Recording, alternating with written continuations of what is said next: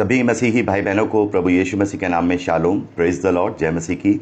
Yeshu the saviour ministry और मैं प्रभु यीशु मसीह में आपका भाई जेम्स आप सभी का इस बाइबल अध्ययन कार्यक्रम में एक बार फिर से बहुत बहुत स्वागत करते हैं। हम अध्ययन कर रहे हैं मत्ती रचित सुसमाचार का और एक छोटी सी प्रार्थना के साथ आज के अध्ययन को हम शुरू करेंगे। हालेलुया, धन्यवाद पिता परमेश्वर, धन्यवाद करते हैं पिता, धन्यवाद करते हैं आपके अद्भुत रीति वाले प्रेम के लिए पिता, जो आपने अपने इकलौते पुत्र को देकर हम सभी पर प्रकट किया। धन्यवाद करते हैं महान पिता परमेश्वर आपके अनुग्रह, आपके महान प्रेम, आपकी तमाम स्वर्गीय और आत्मिक आशीषों के लिए। धन्यवाद करते हैं इस बाइबल अध्ययन कार्यक्रम के लिए पिता, जिससे हम आत्मिक रूप से आशीषित हो रहे हैं। होने दे महान पिता परमेश्वर, इन वचनों को हम ठीक रीति से सीखें, ठीक रीति से अपने जीवन में लागू करें, ताकि हम आपके ग्रहण योग्य बने पिता और आपके राज्य के लिए बहुत से इस्तेमाल हो सकें। होने दे आज के अध्ययन में आप हमारी मदद कीजिए, पवित्र आत्मा हमारी सहायता करे पिता, हमें सुनने वाले कान और ग्रहण करने वाला हृदय दे। होने दे महान पिता परमेश्वर, सारी व्यवस्थाओं को हम आपके हाथों में सौंपते हैं, तो आप हमारी मदद और अगुवाई करना। सारा आदर महिमा देते हैं, इस प्रार्थना को अपने उद्धार करता प्रभु यीशु मसीह के सामर्थ्य और पवित्र नाम में मांगते हैं। सुनिए और कबूल कीजिए, आमीन। तो मेरे प्यारे भाई बहनों, अब तक हमने मत्ती रचित सुसमाचार उसके 5वें अध्याय और उसके 30वें वचन तक का अध्ययन कंप्लीट किया था। अब हम 31वें वचन से आगे का अध्ययन करेंगे। यहाँ 31वें और 32वें वचन में जब हम पढ़ते हैं तो प्रभु यीशु मसीह ने डाइवोर्स के विषय में बात की है, तलाक के विषय में बात की है। प्रभु कहते हैं कि तुमसे कहा गया था, जो कोई अपनी पत्नी को तलाक देना चाहे तो उसे त्याग पत्र दे सकता है। हम देखते हैं मूसा की व्यवस्था के अंदर तलाक का जो नियम था वो लागू था, वहां पर लोग तलाक दे सकते थे किसी भी रीजन को लेकर। लेकिन प्रभु यहां कहते हैं कि जो कोई अपनी पत्नी को व्यभिचार के सिवा किसी और कारण तलाक दे तो वह उससे व्यभिचार कराता है, और जो कोई उस त्यागी हुई से, उस डाइवोर्सी से कोई और विवाह करे तो वो व्यभिचार करता है। तो ये बात हम लोगों को समझ में नहीं आती है कि प्रभु यहाँ पर जो ये कह रहे हैं, ये तो बात समझ में आती है कि चलो भाई, केवल एक व्यभिचार का ही रीजन प्रभु ने छोड़ा है कि केवल व्यभिचार यानी एडल्टरी के ही कारण से तुम अपनी पत्नी को डाइवोर्स दे सकते हो, बाकी कोई और कारण इतना बड़ा नहीं है कि तुम प्रभु ने जिसे जोड़ा हो तुम उसे अलग कर सको। लेकिन ये बात हमें समझ में नहीं आती है कि उस डाइवोर्सी से अगर कोई शादी करता है तो वो व्यभिचार करता है, तो उसका इसमें क्या गुनाह है, उसमें उस बेचारी की क्या गलती है? क्योंकि बहुत सारी बहनें ऐसी हैं जो बिना शादी किए अपने जीवन को जी सकती हैं, वो सेल्फ डिपेंडेंट होती हैं, अपनी खुद मुख्तार होती हैं। लेकिन बहुत सारी बहनें ऐसी होती हैं जिन्हें ज़रूरत होती है अपने जीवन को आगे बढ़ाने के लिए, क्योंकि माता पिता भी जो हैं साथ नहीं देते और कोई भी अपने अपने परिवार में चले जाते हैं, भाई लोग हैं। तो क्या यहाँ प्रभु उस स्त्री के साथ कुछ अन्याय कर रहे हैं? मेरे प्यारे भाई बहनों, हमें हमेशा ये याद रखना है कि परमेश्वर सच्चा न्यायी है, द ट्रू जज। वो कभी भी किसी के साथ अन्याय नहीं कर सकता। असल में हम ही कुछ गलत तरीके से वचनों को समझ लेते हैं। तो यहाँ प्रभु ने जो कहा है बहुत ही गहराई से हमें समझने की ज़रूरत है, और मैं चाहूँगा कि हम इसे जब हम 19वां अध्याय मत्ती रचित सुसमाचार का पढ़ेंगे तब इसे हम अच्छी तरह से समझेंगे। अभी के लिए केवल मैं आपको इतना बता सकता हूं कि परमेश्वर अन्यायी नहीं है और हम ही हर बात को गलत समझते हैं। तो 19वें अध्याय में बहुत ही विस्तार से प्रभु ने इस बारे में बात की है। तो जब हम 19वां अध्याय पढ़ेंगे तो इसको बहुत अच्छी तरह से समझेंगे और हमें तब समझ में आएगा। तो अभी के लिए हम आगे बढ़ते हैं 33वें वचन से लेकर के 37वें वचन तक। यहाँ पर शपथ के विषय में, कसम खाने के विषय में यहाँ प्रभु बात कर रहे हैं। अच्छा, शपथ को जो इंग्लिश में ओथ भी कहते हैं, तो कभी कभार ये होता है कि प्रभु ने शपथ खाने के लिए मना किया है। तो जैसे कोई हम किसी ड्यूटी को ज्वाइन करते हैं, कोई अधिकारी की या किसी की, तो वहाँ पर भी ओथ ली जाती है। बहुत सारी जगहों में, कॉलेजेस में भी ओथ ली जाती है कि हम इस तरीके से कार्य करेंगे, इस तरीके से। तो क्या वो ओथ हम नहीं ले सकते? देखिए, वो जो ओथ है वो ओथ एक कमिटमेंट की ओथ होती है, अपने ड्यूटीज की ओथ होती है, वो कोई कसम के रूप में नहीं है। यहाँ जो प्रभु बात कर रहे हैं वो वास्ते वाली कसम की बात कर रहे हैं। मतलब कि हम जैसे किसी को यकीन दिलाने के लिए करते हैं ना कि नहीं भाई मेरा यकीन करो, देखो मैं कसम खाता हूँ, इसकी कसम उसकी कसम खाते हैं ना गैर विश्वासियों में। लेकिन प्रभु यहाँ पर कहते हैं कि तुम किसी भी रीति से शपथ नहीं खाना, झूठी तो छोड़ो, तुम्हें शपथ ही नहीं खानी है। तो प्रभु यहाँ दो बातें कर रहे हैं। पहली बात तो प्रभु ये कहते हैं कि तुम शपथ न खाना, ना तो स्वर्ग की क्योंकि वह परमेश्वर का सिंहासन है, ना धरती की क्योंकि वह उसके पाँव की चौकी है, ना यरूशलेम की क्योंकि वह महाराजा का नगर है, अर्थात उसका राजा परमेश्वर है। अपने सिर की भी, अपने किसी भी तरीके से कोई भी, यहाँ पे प्रभु ने पूरी चीज़ों को क्या कर दिया है, इन तीन बातों में ही जो है कंबाइन कर दिया है कि तुम्हें किसी की भी कसम नहीं खानी। पहली चीज तो ये। दूसरी चीज प्रभु यहां कह रहे हैं कि तुम्हारी हां की हां हो और ना की ना हो, क्योंकि जो कुछ इससे अधिक होता है वह बुराई से होता है। अर्थात प्रभु यहां दो बातें कर रहे हैं। पहले तो तुम्हें किसी की भी कसम नहीं खानी, तो इसमें एक संदेश यह है कि तुम्हारा कुछ भी नहीं। मैं शपथ खा रहा हूं तो मैं अपनी किसी वस्तु की खा सकता हूं ना, तो जब मेरा कुछ है ही नहीं, मैं परमेश्वर की कसम कैसे खा सकता हूं? बिल्कुल नहीं खा सकता, क्योंकि मेरा उस पर कोई अख्तियार नहीं है, बल्कि उसने मुझे क्रिएट किया है।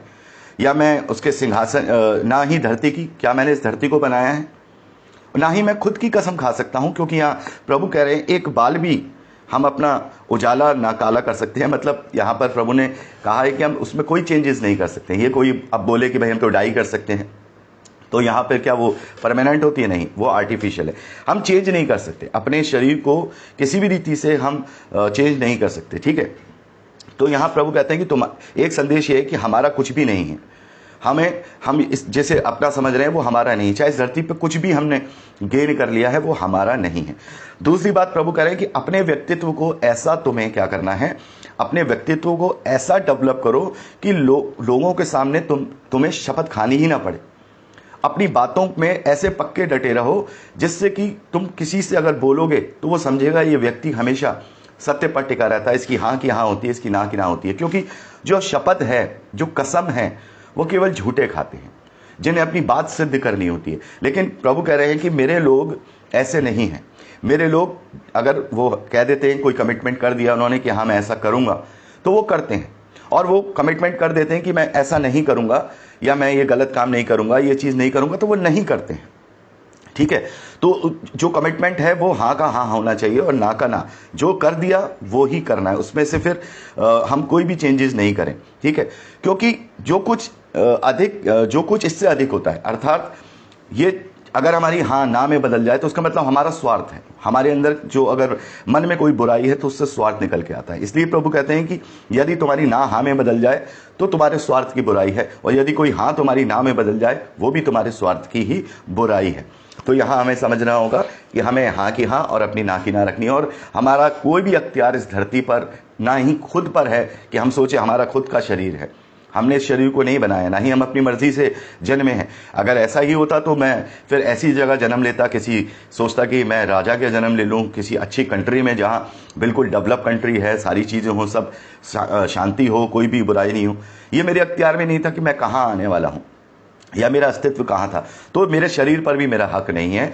केवल वो जो परमेश्वर के स्वरूप में रचा गया मेरा अस्तित्व का आत्मा है, केवल वो ही है जिसे आगे सब चीजों को देखना है, ठीक है। आगे बढ़ते हैं 38वें वचन से लेकर के 42वें वचन तक। यहां पर हम देखते हैं बदला लेने के विषय में बात की गई है। मेरे प्यारे भाई बहनों, यहां हम देखते हैं, आपने पूरा पढ़ लिया होगा, मैं से नहीं पढ़ूंगा, जो इंपॉर्टेंट चीजें वो यहां मैं पढ़ूंगा। मेरे प्यारे भाई बहनों, कई बार क्षमा को लेकर के बात उठती है। अभी हम क्षमा के ऊपर भी बात करेंगे। तो यहां पर हम कहते हैं कि हम किसी से क्या बदला ले सकते हैं, हम किसी से क्या बदला ले सकते हैं, ठीक है। तो प्रभु कहते हैं कि तुम भलाई करने वाले बनो, क्योंकि तुम्हारे परमेश्वर ने तुम्हारे साथ भलाई की है। क्योंकि अगर परमेश्वर पलटा लेने वाला होता तो वो हम पर कभी ऐसा अनुग्रह नहीं करता कि वह हमारे पापों की क्षमा के लिए अपने इकलौते पुत्र का बलिदान कर देता। वो उसका प्रेम था कि हमारी 1000 गलतियां, हमारे 1000 पाप, हमारे 1000 परमेश्वर के विरोध में होने के बाद भी उसने ऐसी योजना बनाई कि हम प्रभु यीशु मसीह के बलिदान के द्वारा परमेश्वर के निकट प्रेम में पवित्र और निर्दोष ठहरते हैं। तो जब उसने हमसे बदला लेना नहीं चाहा और उसने हमें पूरा मौका दिया, तो हम किसी से बदला कैसे ले सकते हैं, हम किसी से प्रतिशोध कैसे ले सकते हैं। पौलुस कहते हैं बुराई ना करो, वरन बुराई के बदले भलाई से उस बुराई को जीत लो। और ऐसा करने से तुम सामने वाले के सर पर आग का अंगारा रखते हो, क्योंकि पलटा लेना मनुष्य तेरा काम नहीं है, पलटा लेना परमेश्वर का काम है, ठीक है। तो यहां पर हम देखते हैं कि यहां प्रभु ने कहा है कि यदि कोई तेरे एक गाल पर थप्पड़ मारता है, तेरे दाहिने गाल पर थप्पड़ मारता है, तो उसको तू क्या कर, अपना दूसरा भी फेर दे। मतलब प्रेम से तू लोगों को जीत ले। लेकिन यहाँ तो बहुत ही इंटेलिजेंट लोग हैं, कभी कभार इंटेलिजेंट लोग सवाल करते हैं कि अगर वो दाहिने हाथ पे, अगर दाहिने गाल पे थप्पड़ मारता है तो हम बायां कर देंगे आगे, और अगर उसने बाएं पे भी मार दिया, अगर उसने बाएं पे भी मार दिया तो क्या है। तो उसके लिए भी प्रभु ने हमें बताया है, प्रभु ने हमें दीन बनना सिखाया है, प्रभु ने हमें नम्र बनना सिखाया है, लेकिन प्रभु ने हमें कायर बनना नहीं सिखाया। बड़े ध्यान से, प्रभु ने ये नहीं कहा कि तुम कायर बन जाओ। सामने वाले की इंटेंशन हमें समझ में आती है कि सामने वाला किस इंटेंशन से। प्रभु ने यहाँ उस व्यक्ति के विषय में बात की है जिसके मन में शर्मिंदगी है, लेकिन यहाँ बहुत बड़े बड़े ऐसे हैं जिनमें कोई शर्म नहीं है, तो उनके लिए भी प्रभु ने जो है हमें समझाया है। अभी हम 7वें अध्याय मत्ती में आपने पढ़ा ही होगा कि पवित्र वस्तु कुत्तों को ना दो और अपने मोती सुअरों के आगे मत डालो, ऐसा ना हो कि वह उन्हें पाँव तले रौंदे और पलटकर तुमको फाड़ डालें। तो इसके विषय में भी हम देखेंगे कि ऐसी परिस्थिति अगर हमारे जीवन में आती है कि कोई व्यक्ति जानबूझ करके हमारे थप्पड़ मार रहा है, मान लीजिए मैंने दाहिने पे मारा, फिर मैंने बाइना कर दिया, फिर मैंने अपना दाहिना कर दिया, फिर इस तरीके से वो मारता जा रहा, तो क्या करें ऐसे में। तो प्रभु ने हमें ये नहीं कहा है कि तुम कायर हो, ना ही प्रभु ने ये कहा है कि तुम जो है इस तरीके से लोगों से दबके रहो। प्रभु ने अपनी दीनता को वहाँ दिखाने के लिए बोला है, प्रभु ने भलाई से लोगों को जीतने के लिए बोला है, प्रभु ने अपनी नम्रता दिखाने के लिए बोला है, लेकिन प्रभु ने कभी कायर नहीं किया, कायर बनने के लिए नहीं कहा। ठीक है, इसे हम 7वें अध्याय में अच्छे से समझेंगे। 40 में, यदि कोई तुझ पर नालिश करके तेरा कुर्ता ले जाना चाहे तो उसे 2 हार भी ले जाने दे। अर्थात यहाँ प्रभु ने जो कहा है, कभी कभार क्या होता है कि हम सोचते हैं कि कोई हमसे इस तरीके से कोई प्लानिंग करके कुछ चीज़ ले जा रहा है तो हम उसको और दूसरी चीज़ें दे दें। तो यहाँ बुराई के बदले भलाई से जीतने के विषय में बात हो रही है।